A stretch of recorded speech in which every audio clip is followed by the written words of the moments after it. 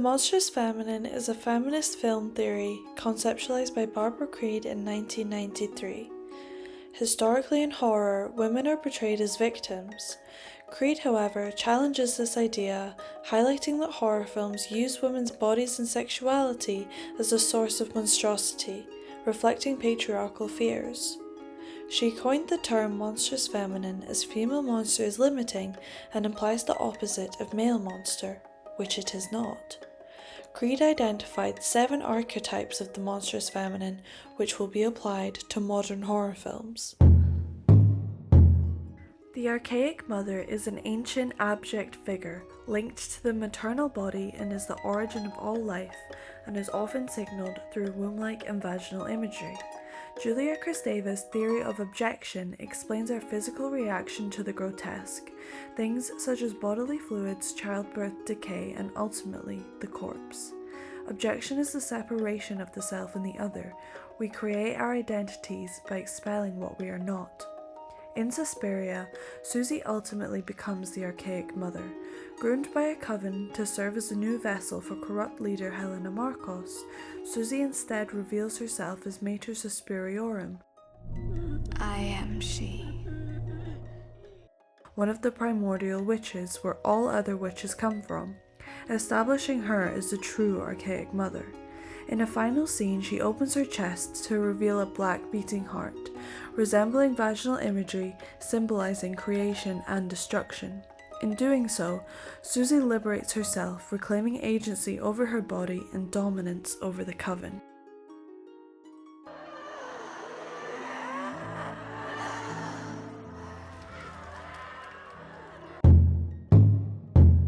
The archaic mother is heavily linked to the monstrous womb, as that too is abject and grotesque.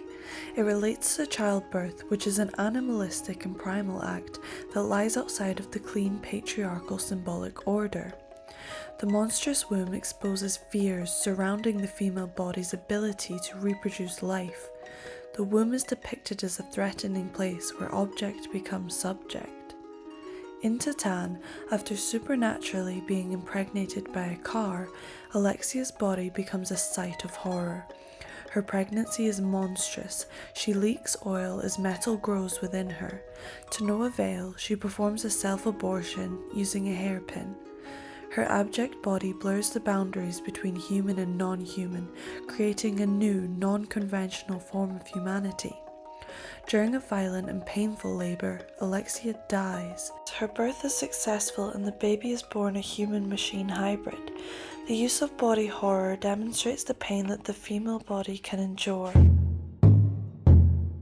Witches are feared not because of their connection to demonic powers, but for their abilities to create and end life. The witch blurs the boundaries between reality and fantasy, threatening the symbolic order. This figure is often associated with menstrual blood, strengthening her connection to nature and rendering her abject. In The Witch, as Thomason's body begins to develop, so too does her powers. This change is noticed by her family as she receives lustful looks from her younger brother, whilst her mother believes that she is old enough to work, marking her body as a site of anxiety. She's ostracized by her family and blamed for their misfortunes. In the end, she harnesses her power and joins the real coven of witches, where she is no longer seen as the other. A woman or girl who becomes possessed by a supernatural entity threatens the patriarchy as she doesn't behave how she's supposed to. This figure is heavily related to female sexuality and made abject by her association with sexual profanity and excessive bodily fluids. Maud is a devout Catholic who frequently feels God within her. These moments can be likened to an orgasm, connecting possession with female sexuality. In a later scene, when she feels God's presence, she throws up and begins to float as if being lifted by God himself. The abjection of bodily fluids signifies the collapse of Maud's sense of self. As God is within her, she no longer has agency over her own body. As she delves deeper into religious psychosis, her identity fades. Female vampires are transgressive characters that cross gender binaries through bloodlust. making them a threat to heteronormative marriage and reproduction. In A Girl Walks Home Alone at Night, the title character girl is a vampiric figure who acts as a vigilante against misogynistic and abusive men. In one scene, a pimp believes that he has seduced her with his excessive masculinity.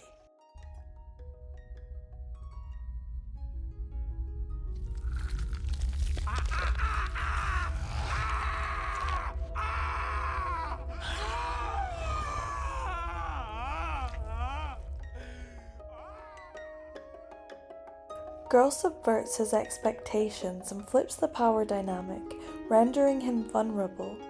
His finger is symbolic of phallic imagery, illustrating her threat against heterosexual sex.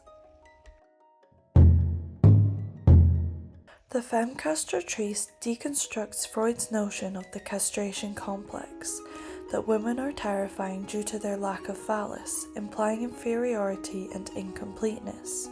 However, Creed argues that men fear women as they have the power to castrate.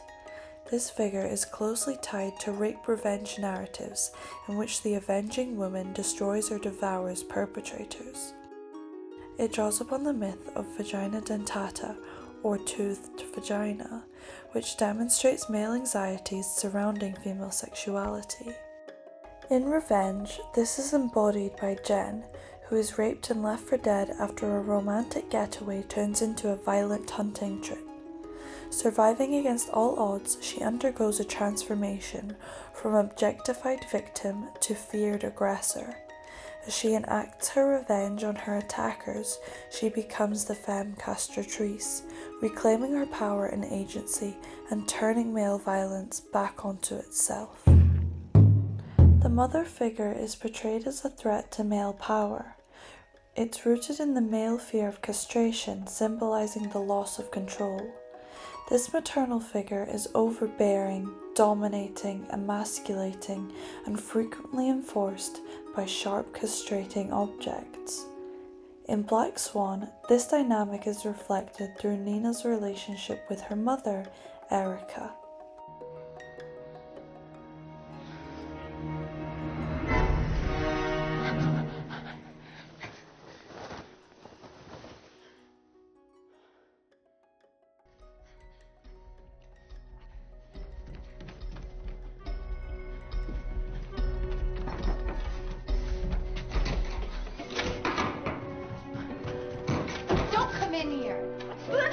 It's called privacy. I'm not 12 anymore. You're not my Nina right now. Leave me alone!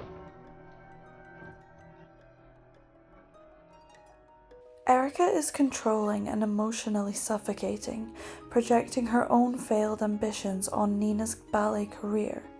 Erica treats Nina as a child, which discourages her from forming her own identity and exploring her sexuality.